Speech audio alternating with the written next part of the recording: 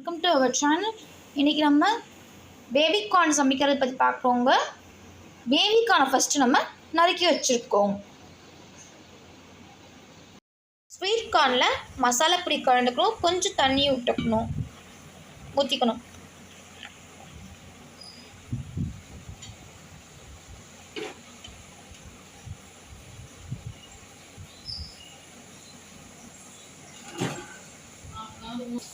அரை மணி நேரம் ஊறினதற்கு பின்பு எண்ணெயில் போட்டு வறுக்க வேண்டியதான்.